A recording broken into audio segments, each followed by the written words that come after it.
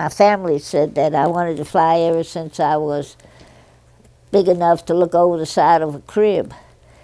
And I really have. Space has always interested me. And I wanted to sign up. I was going to be number 1, but they told me I had to go sit down. So I waited, and 10 men signed up.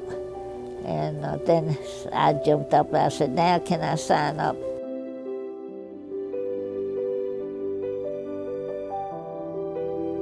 Knowing Lieutenant Colonel Guertin has been one of the greatest experiences in my life. She is just a great example and leader, and she really shows what it's like to be a real person. One time we were out at Pocahontas and it was at night, and she was out there in her wheelchair in the dark operating the radio. So she's been an inspiration to me. Well, I became a member on December 1st, 1941 when it first started. There were mostly men, and so they let me sign up and said, you're number 11, but I don't know whether you can keep it because you're so young. But I did keep the number 11. So until this day, I still have number 11. Number 11 actually is in front of my number today. To be a part of a squadron named after her, it has been a true inspiration for me. As a cadet and now as a senior member, it is an honor to be a part of a legacy that will last for many lifetimes. Having something named for you, well, to tell you the truth, it is a big honor because things are usually named after people are dead. It's kind of unusual, and I can't get used to it. This is a person who was there from the beginning of the Civil Air Patrol, who joined on the first day, and who has continuously served for 78 years now since that first day. So she is our connection to the past, to the beginning of the Civil Air Patrol. During the wars, we had a war room located in the basement of the Broad Street Railroad Station, which is now the Science Museum. And we were down in what they called the bowels of the station because it was safe. Then we had a big, huge map, and we would plot the planes as they came across. We would plot them all the way across the state. Colonel Guertin has been an amazing part of our squadron. It's really interesting to think about how she's an original link to the first start of Capt.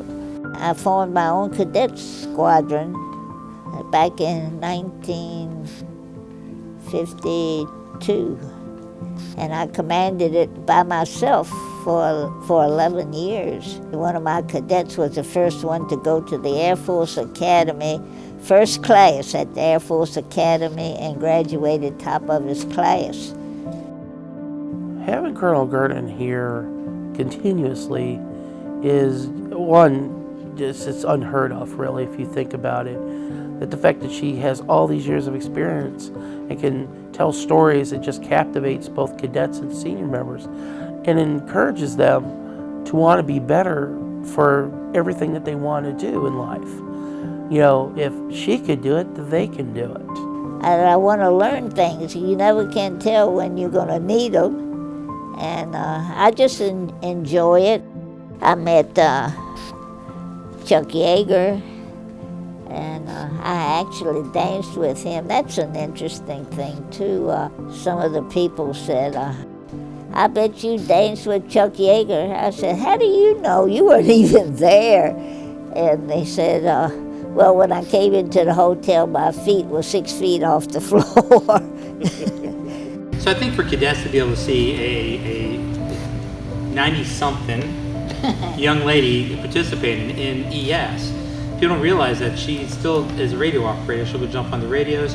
She wants to keep doing stuff, and we have to keep holding her back, because otherwise she had her way. She'd be literally flying the airplane everywhere she goes.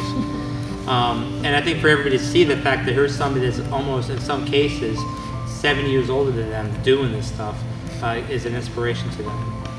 It's just amazing the example that she has set for everyone to follow.